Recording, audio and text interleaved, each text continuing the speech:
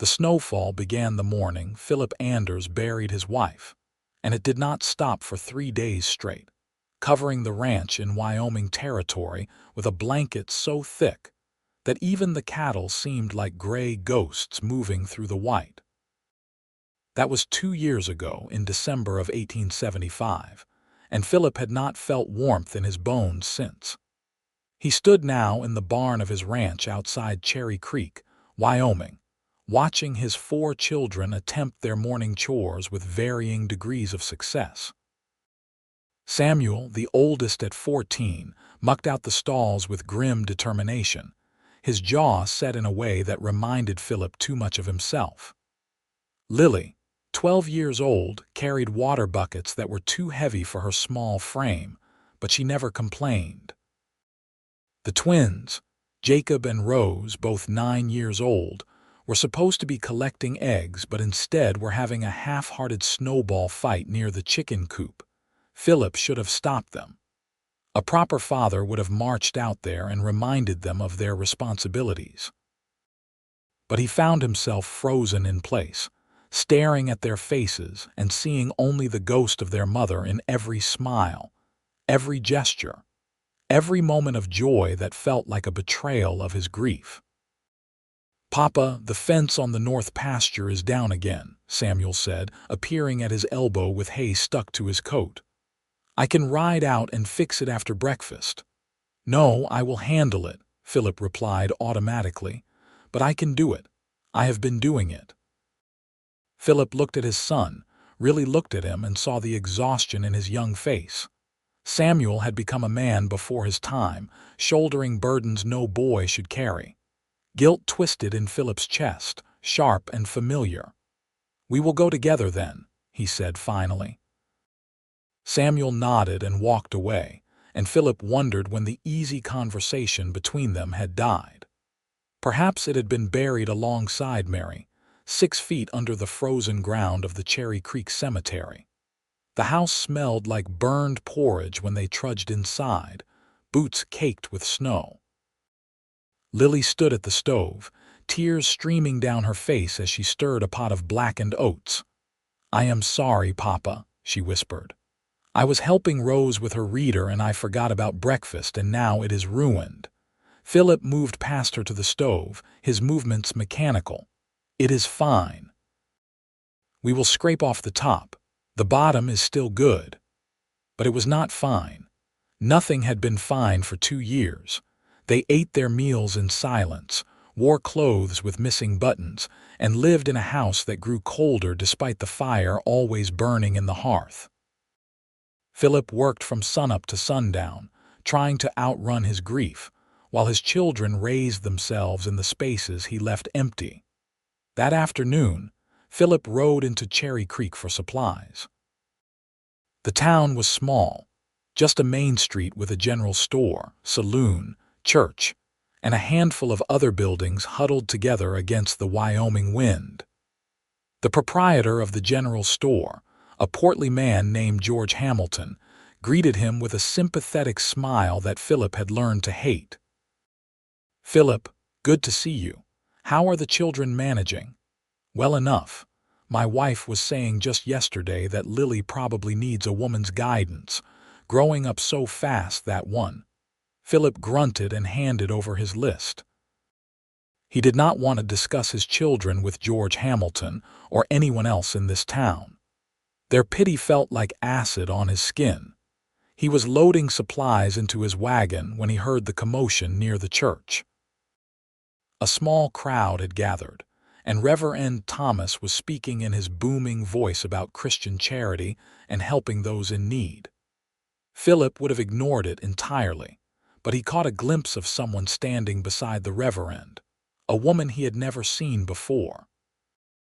She was tall and slender, with dark hair pulled back severely from a face that might have been pretty if not for the exhaustion etched into every line.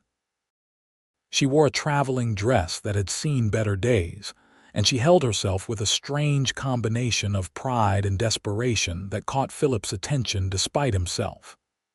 "This is Zara Ashford," Reverend Thomas was saying. "She arrived on the morning stage, seeking work and shelter.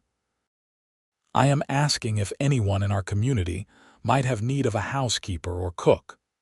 The crowd murmured, but no one stepped forward. Philip could read the calculation in their faces, the same small-town suspicion that greeted every stranger. A woman traveling alone with no husband and no family was either running from something or running towards something, and neither option made her trustworthy in their eyes. Philip turned back to his wagon. It was not his concern. She has references from a household in Denver, the Reverend continued, a note of pleading entering his voice. She is a hard worker and asks only for room and board in addition to modest wages. Philip's hand stilled on a sack of flour. He thought of the burned porridge, of Lily's tears, of Samuel's exhausted face, of the twins running wild because no one had time to teach them properly. He thought of his house that had stopped being a home. He did not turn around. He would not turn around. "Please," Zara Ashford said, and her voice was clear and steady despite the desperation Philip knew must be clawing at her throat. "I am a good cook and I know how to run a household. I will work hard." The crowd remained silent. Philip could feel them waiting for someone else to take the risk, to be the one to invite a stranger into their home. Against every instinct screaming at him to mind his own business, Philip found himself turning around. His eyes met Zara Ashford's across the small crowd, and he saw something in her gaze that he recognized. It was the same look he saw in his mirror every morning, the hollow exhaustion of someone barely surviving. "I have 4 children and a ranch that needs running," he heard himself say. "If you can cook and keep house, you can stay in the spare room off the kitchen. Wages of $20 a month plus room and board."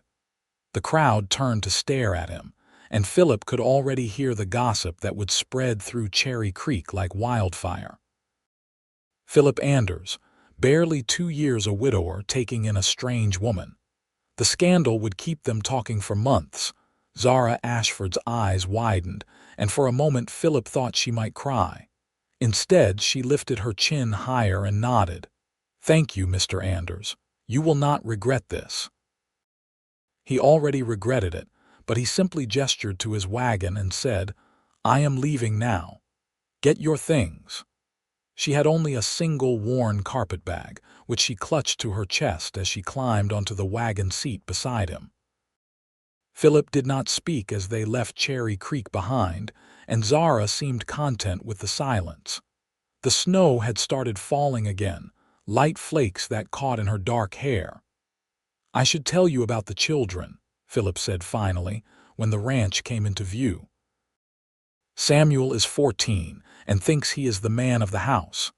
Lily is 12 and has been trying to keep everyone fed and clothed. The twins, Jacob and Rose, are 9 and still too young to understand why their mother is not coming back." "How long has it been?" Zara asked quietly. 2 years. 2 years and 1 month. "I am sorry." Philip did not respond. He was tired of people being sorry. Sorry did not cook meals or mend clothes or fix the fence in the north pasture. The children were in the yard when they arrived, and they stopped their activities to stare at the stranger. Philip climbed down from the wagon and faced them, suddenly unsure how to explain what he had done. "This is Miss Ashford," he said gruffly. "She will be staying with us, helping with the house and cooking." 4 pairs of eyes stared at him in shock. It was Lily who spoke first, her voice small and hurt. "We do not need help. I can do it." "Lily," Philip started, but did not know how to finish. How could he explain that watching her try so hard and fail was breaking what was left of his heart? Zara climbed down from the wagon before he could say anything else. She walked directly to Lily and crouched down so they were eye level. "Of course you can do it," she said firmly. "I can see how hard you have been working, but even the strongest people need help sometimes. I am not here to replace you. I am here to work alongside you, if you will let me." Lily's lower lip trembled, and Philip saw his daughter make the same calculation he had made 1,000 times. It would be so much easier to accept help, but accepting help meant admitting that everything was not fine, that they were not managing, that the wound left by Mary's death was still bleeding. "Fine," Lily whispered finally. Zara smiled, and it transformed her tired face into something almost beautiful. "Then perhaps you can show me around the house and tell me where everything is. I will be relying on your expertise." Philip watched his daughter straighten slightly, some of the hurt leaving her face. Samuel had moved closer, his eyes suspicious as he studied Zara. "Where are you from?" he asked bluntly. "Denver most recently. Before that, Ohio." "Why did you leave, Samuel?" Philip said sharply, but Zara held up a hand. "It is a fair question." "I left because the family I worked for moved to San Francisco and I could not follow. I chose Cherry Creek because I wanted a quieter life." She met Samuel's gaze steadily. "I am not running from the law, if that is what you are asking. I am simply a woman who needs work." The twins had crept closer, their identical faces filled with curiosity.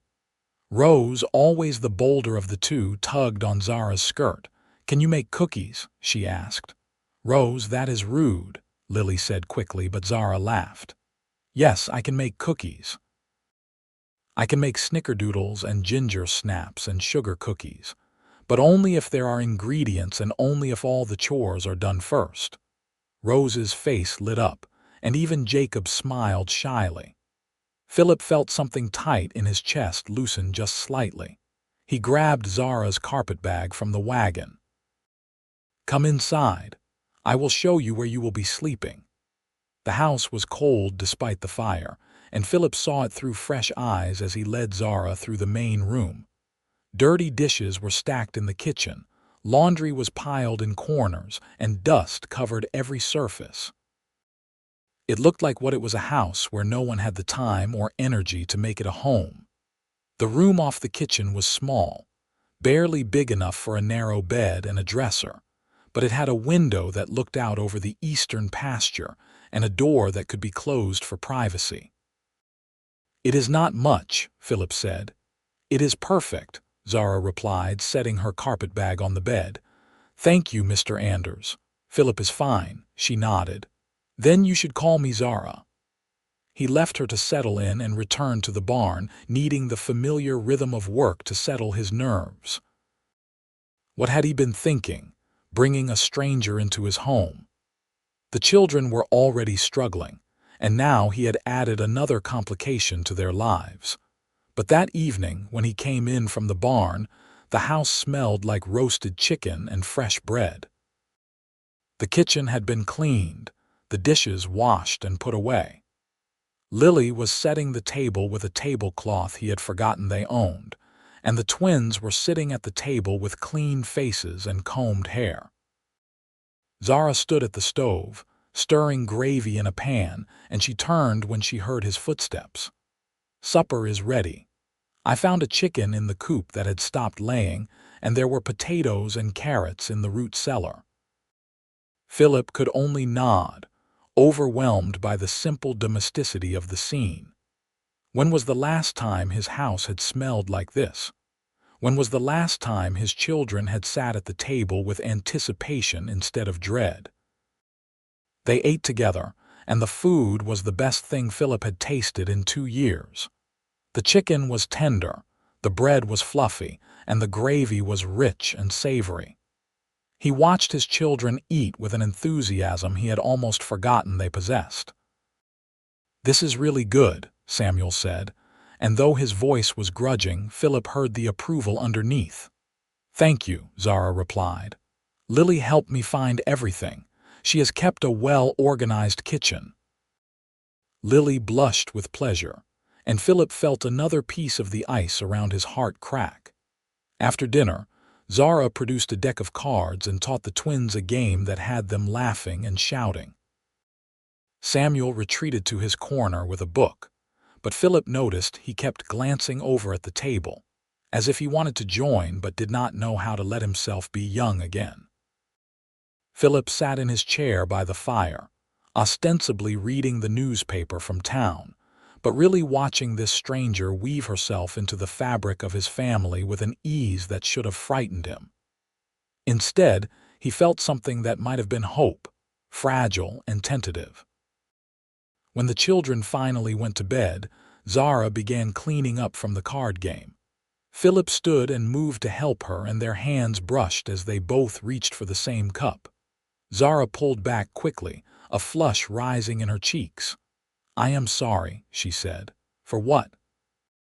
"I do not want you to think that I am here for anything other than work. I know how it might look, a single woman in a house with a widower. I want you to know that I will be completely proper." Philip studied her face and saw genuine worry there. She was afraid he would take advantage, or perhaps that the town would assume things that were not true. "I hired you to help with the house and children," he said carefully. "That is all I expect." Relief flooded her features. "Thank you."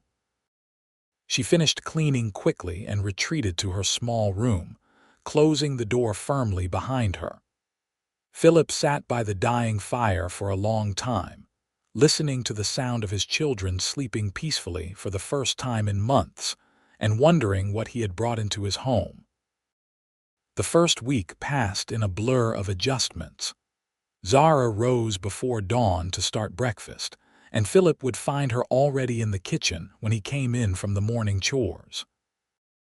She fed the children hot meals, packed lunches for Samuel to take when he worked in the far pastures, and somehow managed to keep the house cleaner than it had been in 2 years. But more than the practical help, Philip noticed the small changes in his children. Lily smiled more often and had stopped looking so exhausted. The twins were learning their letters properly because Zara sat with them every afternoon for lessons. Even Samuel had thawed slightly, though he still maintained a wary distance. Philip tried to maintain his distance as well, but it was becoming increasingly difficult. He found himself looking for excuses to come into the house during the day, to catch a glimpse of Zara teaching the twins or helping Lily with the mending. He noticed things he should not notice, like the way she hummed while she worked, or how she tucked stray hairs behind her ear when she was concentrating, or the rare, full smile she gave when one of the children made her laugh. It had been 2 years since Mary died, but Philip had loved his wife since they were both 16 years old. She had been his whole world, and when she died giving birth to a son who did not survive, Philip had buried his heart alongside her. He had not looked at another woman since, had not even considered the possibility, so these new feelings confused and angered him. He did not want to feel anything for Zara Ashford. She was an employee, nothing more. But then came the day when Rose fell from the fence and cut her knee badly. Philip was in town, and Lily came running to find Zara, panic in her young voice. By the time Philip returned home, Zara had cleaned and bandaged the wound, calmed Rose's tears, and was sitting with the little girl in her lap, reading a story. "She will be fine," Zara assured him, looking up as he burst through the door. "The cut was not deep. I cleaned it well and she has stopped crying." Rose lifted her tear-stained face from Zara's shoulder. "Miss Zara says I was very brave." Philip knelt beside them, inspecting the neat bandage on his daughter's knee. His hands were shaking, he realized. The thought of one of his children being hurt while he was gone filled him with a terror he could barely control. "You were brave," he said hoarsely. "But no more climbing on the fence." "Yes, Papa." That night, after the children were in bed, Philip found Zara washing dishes in the kitchen. He picked up a towel and began drying, working in silence beside her. "Thank you," he said finally, "for taking care of Rose today." "Of course. She is a sweet child. They all are. They deserve better than what I have been giving them." Zara's hands stilled in the wash water. "You have been doing your best. Grief is not something you can simply decide to stop feeling." How would you know? The question came out harsher than he intended, but Zara did not flinch. She pulled her hands from the water and dried them carefully before turning to face him. I was married once, she said quietly. His name was Thomas. He died of cholera 3 years ago, 6 months after our wedding. We were traveling west to start a new life, and he died on the trail. I buried him in Kansas and kept going because there was nothing else to do. Philip stared at her. This woman he had assumed was running from something, and realized she was simply trying to survive, just like him. I am sorry, he said, and meant it. So am I. Sorry for both of us and for your children and for anyone who has to learn that love does not protect you from loss. She met his eyes, and in the dim kitchen light, hers looked very dark. But I have also learned that surviving is not the same as living. Your children need you to live again, Philip. She left him standing in the kitchen with those words echoing in his head. That night, he dreamed of Mary for the first time in months. But instead of the nightmares that usually plagued him, he dreamed of her smiling and telling him it was time to let her go. He woke before dawn with tears on his face and an ache in his chest that felt different from grief. It felt like healing, and that terrified him more than anything. Winter deepened, and the ranch settled into a rhythm that almost felt normal. Philip fixed the perpetually broken fence in the north pasture, tended to the cattle, and prepared for spring calving. Zara managed the household with a competence that amazed him, and slowly his children began to seem like themselves again. Christmas came, and Zara spent 2 days baking cookies and preparing a feast. She had saved money from her wages and bought small gifts for each child: a new book for Samuel, ribbons for Lily's hair, and carved wooden horses for the twins. Philip had not even thought about Christmas gifts until he saw the joy on his children's faces. That night, after the children had gone to bed clutching their presents, Philip found Zara sitting by the fire with a cup of tea. You did not have to spend your wages on them, he said. I wanted to. They have made me feel welcome here. Philip sat down across from her, suddenly aware that they were alone in a way they had not been since she arrived. The fire cast dancing shadows across her face, and he noticed again how pretty she was when she was not exhausted. You have done more for this family than I can repay, he said carefully. The children are happier. The house is running smoothly. I do not know how we managed before you came. You would have found a way. You are stronger than you think. I do not feel strong. I feel like I have been stumbling through darkness for 2 years. Zara set down her teacup and leaned forward. Then perhaps it is time to stop stumbling. Your wife would not want you to live like this, would she? She would not want your children to grow up in a house haunted by grief. You did not know Mary. You cannot speak for what she would want. You are right. I did not know her, but I know what I would want if I were her. I would want my husband to be happy again. I would want my children to remember joy. Philip stood abruptly, suddenly angry at her presumption, angry at the truth in her words, angry at the way his heart was starting to feel things it had no right to feel. You have been here for 6 weeks. Do not pretend to understand my life or tell me what my wife would want. He stormed out of the house, ignoring the hurt that flashed across Zara's face. He spent an hour in the barn, standing in the dark with the horses, trying to get his emotions under control. He was being unfair to her. She had only spoken the truth, had only tried to help. But admitting that meant admitting that he was ready to move forward, and Philip did not know if he was ready for that. When he returned to the house, Zara's door was closed and no light showed beneath it. Philip sat by the dying fire and wondered how his life had become so complicated. The next morning, Zara was up before him as usual, but she did not meet his eyes as she served breakfast. The easy camaraderie that had been building between them was gone, replaced by a stiff formality that made Philip's chest ache. This continued for 3 days, with Zara performing her duties perfectly but maintaining a careful distance. The children noticed and grew quiet, sensing the tension even if they did not understand it. On the third night, Philip could not bear it anymore. After the children went to bed, he knocked on Zara's door. "Come in," she said quietly. She was sitting on her narrow bed, mending one of Jacob's shirts by candlelight. She looked up as he entered, her face carefully neutral. "I owe you an apology," Philip said without preamble.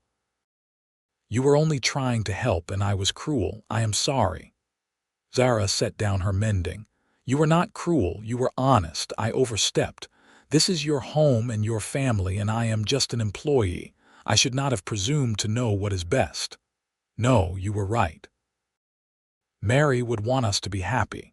She loved these children more than anything, and seeing them suffer would have broken her heart." He moved further into the small room, suddenly needing her to understand. "But letting myself feel anything other than grief feels like betraying her memory. Like saying she was not important enough to mourn forever." "Grief is not a competition, Philip. Healing does not mean you loved her less. It means you loved her enough to keep living the life she would have wanted for you." The words broke something open in Philip's chest, and he found himself sitting down heavily on the chair by her dresser. His shoulders shook, and he realized with horror that he was crying. He could not remember the last time he had cried, not even at Mary's funeral. Zara moved to kneel in front of him, taking his hands in hers. Her touch was warm and solid and real. "It is okay," she whispered. "You are allowed to cry. You are allowed to miss her. And someday, when you are ready, you are allowed to be happy again." Philip looked down at this woman who had appeared in his life like a miracle wrapped in snowfall, and felt something shift in his heart. It was not love, not yet, but it was the first stirring of possibility. "How did you do it?" he asked hoarsely. "How did you keep going after Thomas died?" "Badly at first. I barely functioned for months. But then I realized that stopping my life would not bring him back, so I kept putting one foot in front of the other, and eventually it got easier. Not easy, but easier. Does it ever stop hurting? No, but the hurt changes. It becomes something you carry instead of something that crushes you." They sat like that for a long time, her hands in his, the candle burning down between them. Finally, Philip stood, suddenly aware of the impropriety of being in her room in the middle of the night. "Thank you," he said. "For everything. You are welcome." He left, closing the door gently behind him, and lay in his own bed staring at the ceiling. Something had changed between them tonight, something profound and terrifying and maybe wonderful. January turned to February, and the worst of winter settled over Wyoming like a frozen fist. The ranch work became harder as Philip struggled to keep the cattle fed and the water troughs thawed. Samuel worked alongside him now, and Philip was grateful for his son's strong back and willing spirit. But Philip was also increasingly aware of Zara. The way she worried when they came in late from the cold, the hot coffee she always had waiting, the way she made sure they ate properly even when exhaustion made them want to skip meals. The children had stopped calling her Miss Ashford and started calling her Miss Zara, and she had become as much a part of the family as any of them. On Valentine's Day, Philip rode into Cherry Creek for supplies and found himself standing in front of the general store, staring at a display of ribbons and small gifts. He thought about Zara's plain dresses, and the way she twisted her hair into a simple bun every morning because she did not have anything pretty to tie it with. Before he could second-guess himself, he bought a length of blue ribbon the color of cornflowers and a small bar of lavender soap. George Hamilton raised his eyebrows but said nothing, though Philip knew the purchase would be all over town by evening. He hid the items in his saddlebag and rode home, his heart pounding with nervousness that seemed absurd for a man of 34 years.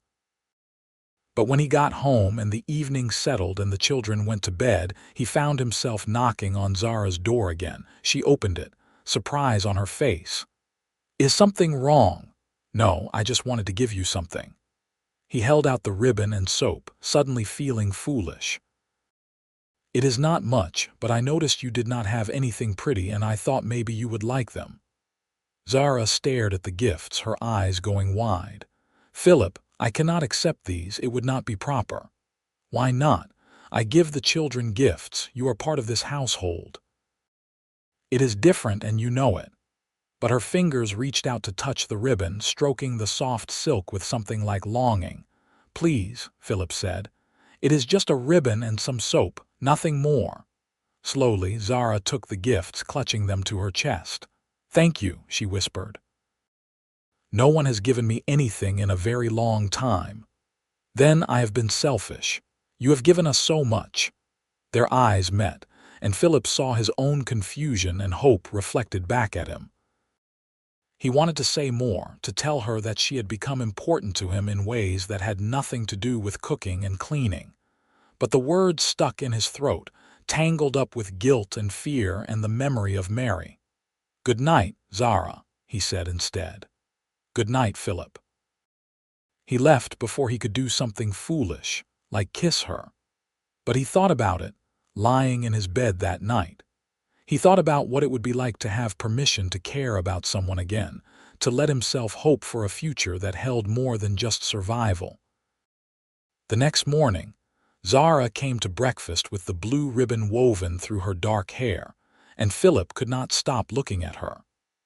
Neither could Samuel, apparently, because his son gave him a long, appraising look that made Philip feel like the child being evaluated by a parent.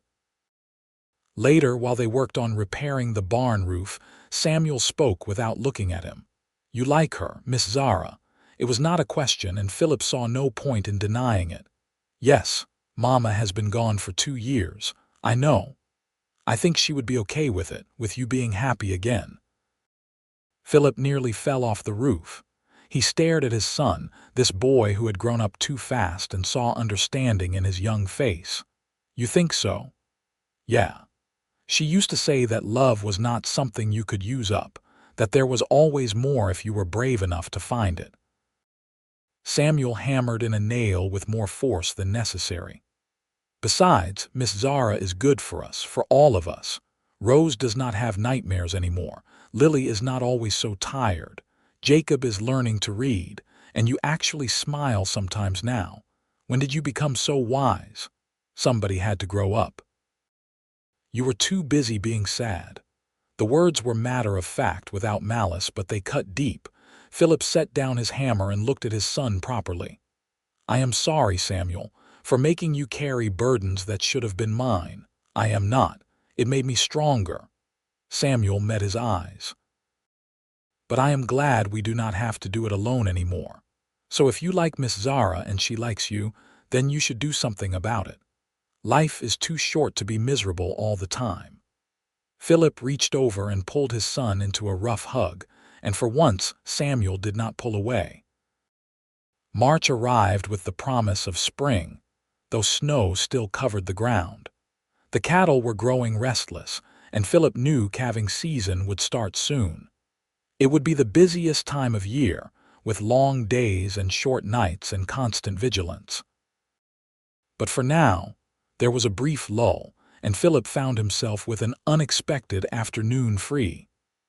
The children were all occupied with their various tasks, and Zara was in the kitchen making bread. He found her with flour on her nose and her sleeves rolled up, kneading dough with steady, rhythmic movements.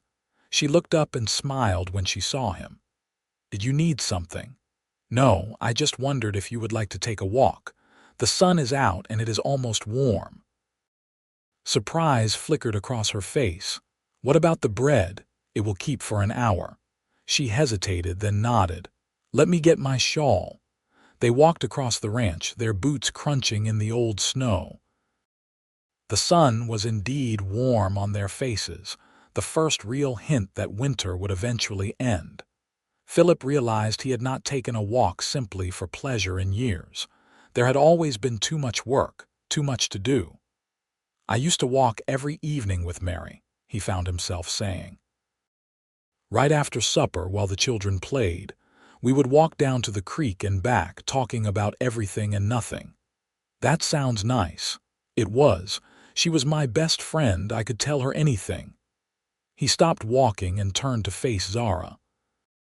I have not talked to anyone like that in 2 years, until you came. Zara's cheeks flushed pink. Philip, I do not think we should have this conversation. Why not? Because I am your employee, because people already talk, because it is too soon. Is it? He stepped closer to her. It has been 2 years for me, 3 for you. Are we supposed to spend the rest of our lives alone because we had the misfortune of losing someone we loved? No, but we should be sensible about this. I am tired of being sensible. Being sensible got me nowhere except lost in my own grief. Philip reached out and took her hand, his heart pounding. Zara, you have become important to me, not just because you take care of my home and my children, but because you make me want to be present in my life again. You make me laugh. You understand grief without being crushed by it. And when I see you with that blue ribbon in your hair, I cannot stop thinking about you. Tears welled in Zara's eyes. I have been trying so hard not to feel anything for you. You are my employer. I depend on you for my livelihood. It would be so easy for you to take advantage. I would never do that. If you do not feel the same way I do, I will never mention this again. You will always have a place here, I promise you that. But I do feel the same way, she whispered. That is the problem. I think about you constantly. I find excuses to be in the same room with you. When you are out late with the cattle, I worry until I hear you come home. And I feel so guilty because this was supposed to just be a job, and instead I am falling in love with you. Philip's breath caught. Say that again. I am falling in love with you, Zara said, her voice stronger now. I have been falling in love with you for weeks, and I do not know what to do about it. You could let me kiss you, Philip said softly. You could let me love you back. Here, now, why not? There is no one to see but God and the cattle, and I do not think either of them will mind. Zara laughed, a sound of pure joy, and then Philip was kissing her. Her lips were soft and cold from the winter air, but they warmed under his as she kissed him back. It was nothing like kissing Mary, he realized, and that was okay. This was different, new, its own precious thing. When they finally pulled apart, both breathing hard, Zara looked up at him with wonder in her eyes. What do we do now? She asked. Now we go back to the house before your bread over proofs, and we tell the children, and we figure out what comes next together. People will talk. Let them talk. I have spent 2 years not caring about anything. Now I have something to care about again, and I am not going to hide it. They walked back to the house hand in hand, and Philip felt lighter than he had in years. When they entered the kitchen, they found all 4 children sitting at the table, obviously waiting for them. Miss Zara's bread is going to be huge, Rose announced. She left it too long. That is my fault, Philip said. I took her for a walk. Why? Lily asked suspiciously. Philip looked at Zara, who nodded encouragingly. He took a deep breath. Because I wanted to tell her that I have feelings for her, and I wanted to ask her if she would consider being more than just our housekeeper, if she would consider being part of our family. The kitchen went silent. Jacob and Rose looked confused, but Lily and Samuel understood immediately.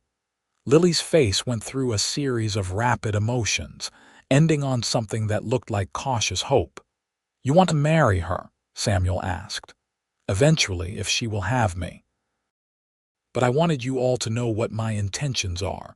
This is your home too, and your opinions matter. Does this mean Miss Zara would be our new mama? Rose asked. Zara knelt down in front of the twins. No, sweetheart, I would never try to replace your mama. She will always be your mother, and nothing will change that. But I hope that maybe I could be someone who loves you and takes care of you if you would let me. "But what would we call you?" Jacob asked practically. "Whatever you are comfortable with. Miss Zara is fine. Or just Zara if you prefer." Lily stood up and walked over to them, her young face serious. She looked at Zara for a long moment, then at her father. "Are you happy, Papa?" she asked. "Really happy?" "Yes," Philip said honestly. "For the first time in 2 years I am happy." "Then that is all that matters." Lily turned to Zara. "You are good to us and you make Papa smile. That is enough for me." Zara pulled Lily into a hug, and Philip saw tears streaming down both their faces. Samuel came over and put his hand on Philip's shoulder, a gesture of support that made Philip's throat tight. "Can we still have cookies?" Rose asked, breaking the emotional moment. Everyone laughed, and just like that, the tension dissolved. They salvaged the overproofed bread and made cookies instead, and the kitchen filled with warmth and laughter, and the smell of snickerdoodles baking. That night, after the children were in bed, Philip and Zara sat by the fire together. She leaned against him, her head on his shoulder, and he wrapped his arm around her. It felt natural, right, like a piece of himself he had not known was missing had finally clicked into place. "I never thought I would feel this way again," Zara murmured. "After Thomas died, I was convinced that was my one chance at love. I was only 23 and I thought my life was essentially over." "How old are you now?" 26. "Ancient, practically," Philip laughed.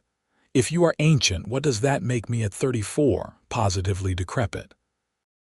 She tilted her head back to look at him. "Are we moving too fast? Probably. But I do not care. I wasted 2 years being miserable. I do not want to waste any more time. We should be practical, though. We should wait a reasonable amount of time before making any official announcements. Give the town time to adjust to the idea." "Always so sensible," Philip teased, but he knew she was right. Cherry Creek was a small town with traditional values, and he had 4 children to think about. They could not afford to scandalize the community too much. But privately, in the quiet of his heart, Philip was already planning their future. He would marry her as soon as it was decent, make her his wife in truth as well as in his heart. They would build a life together, blending their grief and their hope into something new and beautiful. Spring arrived in earnest in April, bringing mud and newborn calves and 14-hour workdays. Philip and Samuel were gone from dawn until well after dark, checking on the herd and helping with difficult births. It was exhausting work, but Philip found himself energized by it in a way he had not been in years. Knowing Zara was waiting for him at home, that she would have hot food and a warm smile ready no matter how late he returned, made everything easier. And on the rare afternoon when he could slip away for an hour, they would steal moments together, walking down to the creek or sitting on the porch while the children played. They were careful to maintain propriety, but the whole ranch could feel the change. There was a lightness to the household now, a sense of possibility that had been missing before. In May, Philip rode into Cherry Creek to speak with Reverend Thomas. The minister listened as Philip explained that he wanted to marry Zara but wanted to do it properly, with the community's blessing. "How long has she been with you now?" Reverend Thomas asked. 5 months. "And the children approve?" "Yes, they love her." The Reverend leaned back in his chair, considering. "There will be talk, Philip. There is always talk. But I have seen you these past months, and I have seen your children. You all seem happier, more at peace. If this woman has helped heal your family, then I see no reason to stand in your way. Then you would be willing to perform the ceremony. I would be honored. When were you thinking?" "June, if Zara agrees. That will give us 6 months from when she arrived. It seems like a respectable amount of time." "It does. Let me know when you have set a date." Philip rode home with his heart full, already planning how he would propose properly. He had done it once before with Mary, fumbling through an awkward speech when they were both 16. He was determined to do better this time. He chose a Sunday afternoon in late May when the weather was perfect and the whole family was together. He had asked Zara to walk with him down to the creek, and the children had insisted on coming along, making it a family outing. They spread a blanket by the water and ate the picnic Zara had packed. The twins waded in the creek, squealing at the cold water, while Lily and Samuel sat on the bank and talked quietly. It was such a normal, happy family scene that it took Philip's breath away. "Zara," he said, and something in his voice made everyone go quiet and turn to look at him. He stood and held out his hand to her. She took it, curiosity and nervousness warring on her face. Philip led her a few steps away from the blanket, then got down on one knee. "I did not plan a fancy speech," he said. "I am not good with words. But I want you to know that you saved my life when you came here. You saved all of us. You took a broken family and helped us become whole again, and I have fallen completely in love with you." Zara's hands flew to her mouth, tears already streaming down her face. "I know we have not known each other long, but I also know that you are the person I want to spend the rest of my life with. Will you marry me, Zara? Will you let me love you for as long as we both shall live?" "Yes," she said, her voice choked with tears. "Yes, of course, yes." Philip stood and swept her into his arms, kissing her properly for the first time in front of his children. They cheered and applauded, and Philip felt like the luckiest man in Wyoming territory. That evening he gave her the ring that had been his grandmother's, a simple gold band with a small sapphire. It fit her finger perfectly, and Zara stared at it like it was the most precious thing in the world. "I will make you happy," she promised. "I will love your children and take care of your home and be the best wife I can be." "You already make me happy," Philip replied. "Everything else is just details." They set the wedding date for June 15th, giving them 3 weeks to prepare. It would be a simple ceremony in the Cherry Creek Church, followed by a small celebration at the ranch. Zara sewed herself a new dress, cream-colored calico with lace at the collar and cuffs, and Lily and Rose got new dresses as well to serve as attendants. The gossip in Cherry Creek was immediate and intense, but most of it was positive. Philip Anders was a respected member of the community, and people were glad to see him moving forward with his life. A few of the older women clucked their tongues about the speed of the courtship, but even they had to admit that Zara was a good woman who was clearly devoted to the children.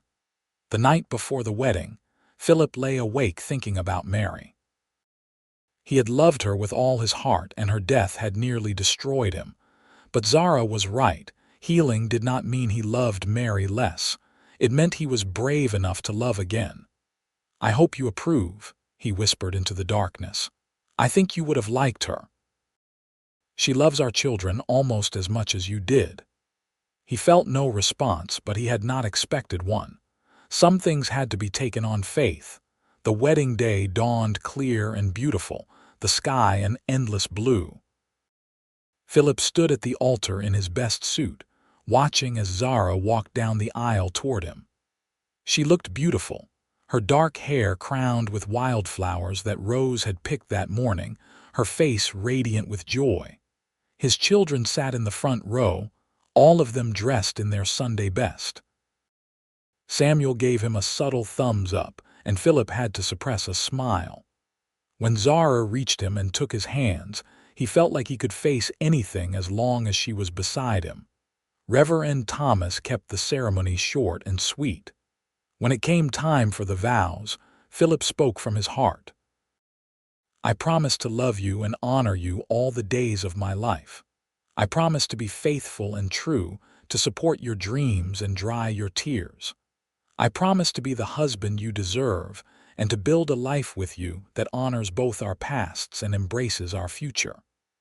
Zara's vows were equally heartfelt. "I promise to love you and your children with everything I have. I promise to make our house a home filled with warmth and laughter. I promise to stand beside you in good times and bad, to be your partner and your best friend, and I promise to never let you forget how to smile." When Reverend Thomas pronounced them husband and wife, Philip kissed his new wife with a joy he had thought was lost to him forever.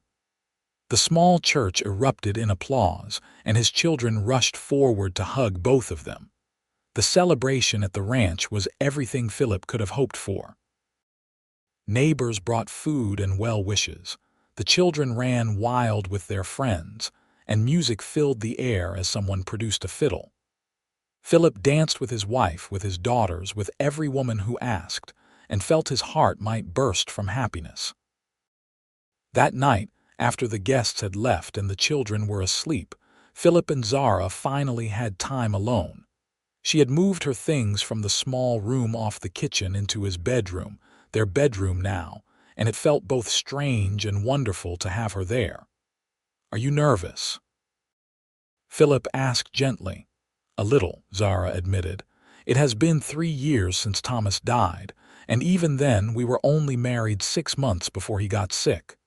We will go slowly. We have the rest of our lives." They lay together in the darkness, talking and kissing and learning each other's bodies with a tenderness that took Philip's breath away. This was different from his young passion with Mary, more mature and conscious, but no less intense. When they finally came together, it felt like a promise, a new beginning, a healing of old wounds. Afterward, Zara curled against his side, her head on his chest, and Philip stroked her hair gently. "I love you," he said. "I did not think I would ever say those words to anyone again, but I love you, Zara Anders." "I love you too," she whispered. "Thank you for taking a chance on a stranger who arrived in the snow. Thank you for making us whole again." Summer passed in a golden haze of happiness. Philip had never known life could be so good. Zara managed the household with efficiency and grace, but more than that, she filled their home with warmth. She laughed at his jokes, listened to his worries, and loved him with a fierce devotion that still sometimes took him by surprise. The children thrived under her care. Lily bloomed into a confident young woman, secure in the knowledge that she no longer had to carry the weight of the household alone. Samuel became more relaxed, allowing himself to be young again. The twins were growing like weeds, and their reading and arithmetic improved daily under Zara's patient instruction. In August, Zara came to Philip with news that made his heart soar. She was pregnant, due in early spring. The children were ecstatic at the prospect of a new baby, and Philip found himself filled with a hope he had not felt since before Mary's death. This time would be different, he told himself. This time everyone would be fine. But the fear still gnawed at him, the memory of losing both Mary and their son too fresh. Zara seemed to sense his worry. One night, as they lay in bed with his hand resting on her still flat stomach, she spoke into the darkness. "I am not Mary. What happened to her will not necessarily happen to me. I know that, but I cannot help but worry. Worry is natural, but do not let fear steal the joy from this blessing. We are bringing a new life into the world, a symbol of our love and our healing. That is something to celebrate." Philip kissed her gently. "You are right. I will try." As autumn arrived and Zara's belly began to round, Philip found himself constantly marveling at the changes in his life. A year ago he had been barely surviving, lost in his grief, his children struggling to raise themselves. Now he had a wife he loved, children who were happy, and a new baby on the way. It seemed almost too good to be true. He said as much to Samuel one day while they were mending fence. "You deserve to be happy, Papa," Samuel said, his voice matter of fact. "You are a good man. Good things should happen to good people. Life does not always work that way. No, but sometimes it does. Maybe it is just your turn." As winter approached again, almost exactly a year from when Zara had arrived, Philip found himself standing in the barn watching the snow fall, just as he had been doing when Reverend Thomas had introduced him to a desperate stranger looking for work. Zara came out to find him, wrapped in a heavy shawl, her pregnancy now obvious. "What are you doing out here?" he asked, immediately worried. "It is too cold." "I wanted to see the snow. Do you remember last year when I arrived in the middle of a snowstorm?" "I remember. You looked so tired and scared, but you held your head high anyway." "I was terrified. I had no money left, nowhere to go. If you had not offered me a position, I do not know what I would have done." Philip wrapped his arms around her, cradling her and their unborn child. "Then I am grateful Reverend Thomas appealed to my conscience. You are the best thing that has happened to this family." "We saved each other," Zara said softly. "You gave me a home and I helped you find your way back to life. That is what love is supposed to do." They stood there watching the snow fall, and Philip felt a peace he had never thought to find again. He had his family, his wife, his children, and soon a new baby. He had walked through the fire of grief and come out the other side, not unchanged but not destroyed either. That night, gathered around the table with Zara and all 4 children, eating a supper of venison stew and fresh bread, Philip looked around at the faces he loved and offered a silent prayer of thanks. For second chances. For strangers who became family. For the courage to love again despite the risk of loss. Christmas came again, and this time Philip made sure there were gifts for everyone. He gave Zara a locket with space for photographs, telling her they would go into Cheyenne and have a family portrait made after the baby was born. She gave him a new coat she had sewn herself, warm wool lined with flannel, and he wore it every day. The children performed a nativity play that Zara had helped them prepare, with Jacob as Joseph and Rose as Mary, and Lily and Samuel as the innkeepers. It was chaotic and imperfect and absolutely wonderful. As the new year of 1877 began, Zara grew larger and more uncomfortable. Philip fretted constantly, driving her to distraction with his hovering. Dr.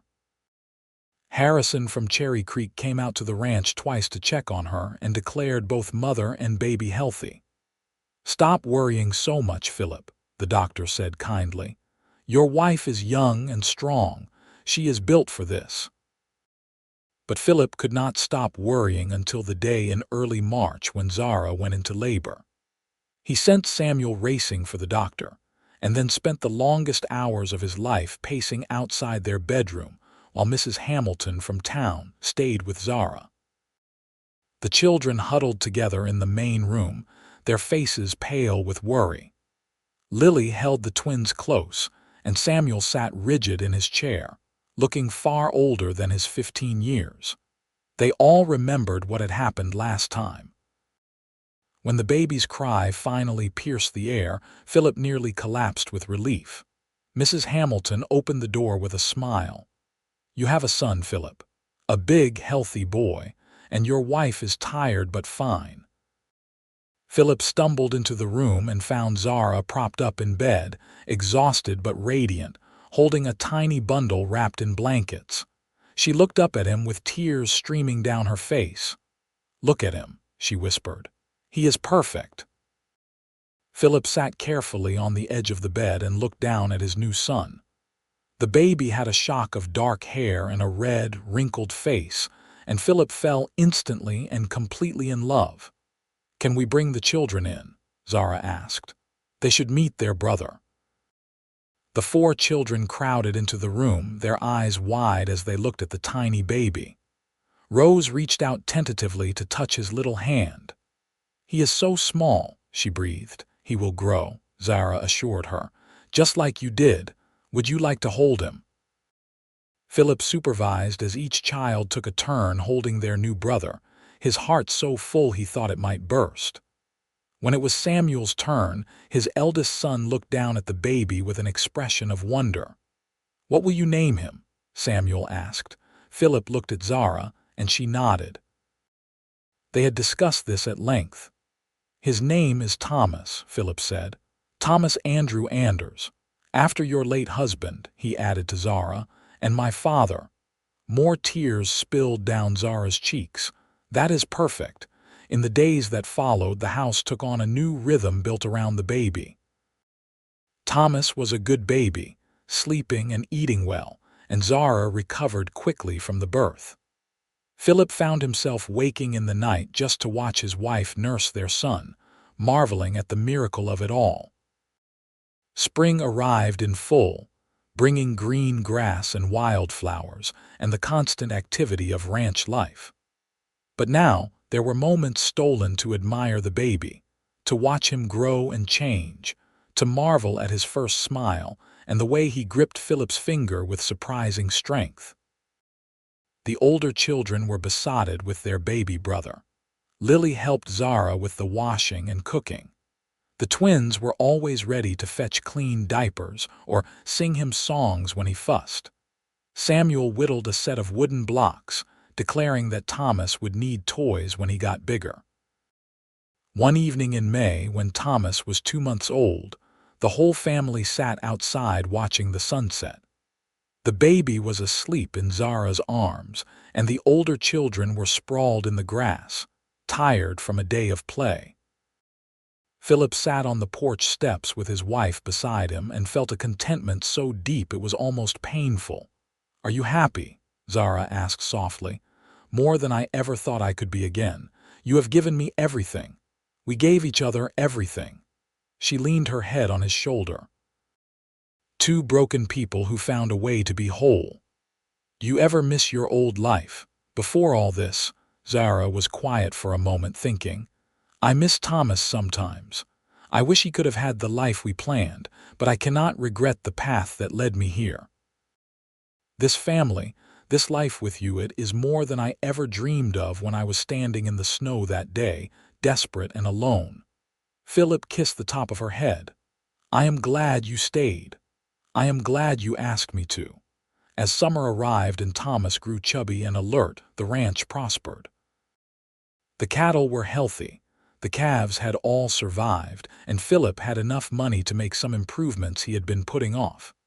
He fixed the barn roof properly, replaced worn-out tools, and even bought Zara a new stove for the kitchen.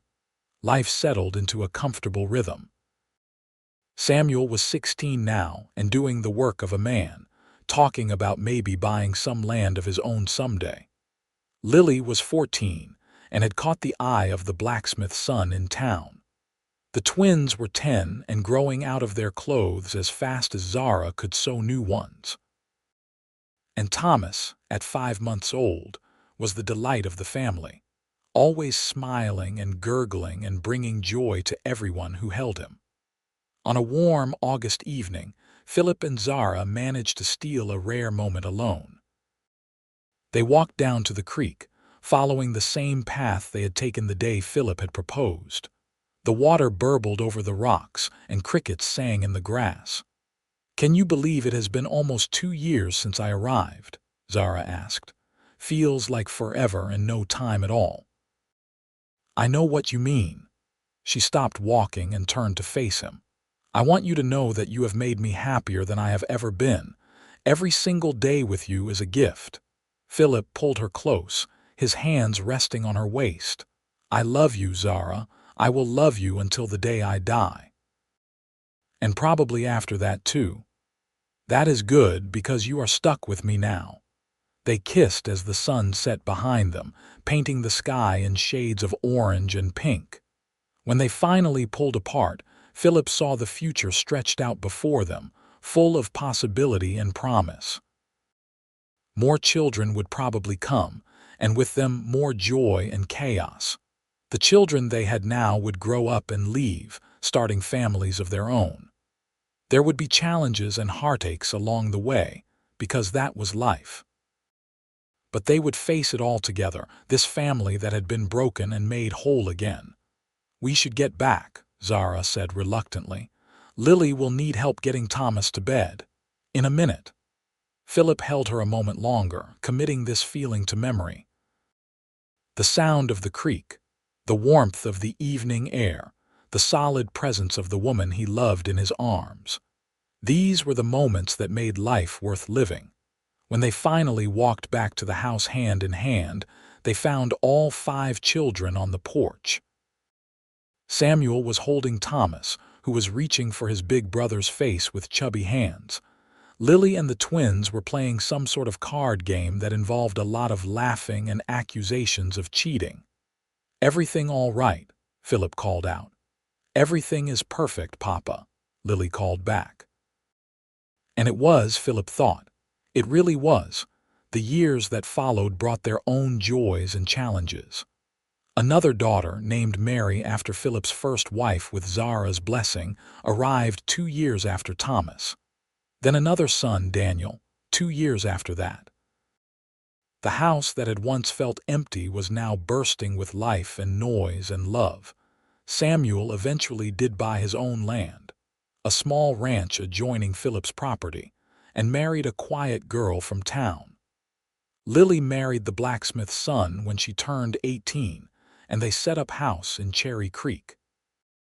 The twins grew into teenagers with their own dreams and plans.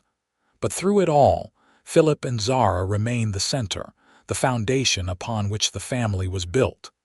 They grew older together, their love deepening with each passing year. The passion of their early days mellowed into something richer and more enduring, a partnership built on respect and trust and genuine affection. On their 10th wedding anniversary, Philip took Zara back to the creek where he had proposed. Their younger children were with Samuel for the day, giving them a rare afternoon alone. "You remember what you said to me once?" Philip asked as they sat on the bank. "That surviving is not the same as living. I remember. You taught me how to live again. You and the children gave me a reason to keep going when all I wanted to do was give up. I do not tell you enough how grateful I am for that." Zara laced her fingers through his. "You saved me too, you know. I was so lost when I arrived here. I had nowhere to go and no one to turn to. You gave me a home and a family and a purpose. We saved each other." "I suppose we did." They sat in comfortable silence, watching the water flow by, and Philip thought about how strange and wonderful life was. How grief could transform into joy. How endings could become beginnings. How a stranger arriving in Snowfall could change everything. That evening, with all their children gathered around the table for a special anniversary dinner, Philip looked around at the faces he loved and felt a gratitude so profound it brought tears to his eyes. This life, this family, this love, it was more than he deserved, more than he had ever hoped for after Mary died. But it was his, hard-won and precious, and he would cherish it for all his remaining days. As the years continued to pass, Philip and Zara grew old together. Their hair turned gray, their movements slowed, but their love never wavered. They watched their children have children of their own, filling the ranch with a new generation of laughter and chaos. On quiet evenings, they would sit on the porch and watch the sun set over the Wyoming plains, hands clasped together, grateful for every moment they had been given. The ranch eventually passed to Thomas, their first child together, who ran it with the same dedication Philip had shown. Philip lived to see his 72nd year, surrounded by children and grandchildren and a wife who had loved him faithfully for nearly 4 decades. When his time finally came, it was peaceful, slipping away in his sleep with Zara holding his hand. At his funeral, all of Cherry Creek turned out to pay their respects to a man who had endured great loss and found the courage to love again. And Zara, now an old woman herself, stood with her children and grandchildren and remembered the day she had arrived in Snowfall, desperate and alone, and found a family who made her whole. She lived another 5 years after Philip passed, long enough to see all her children settled and happy, long enough to hold her great-grandchildren and tell them stories of their grandfather.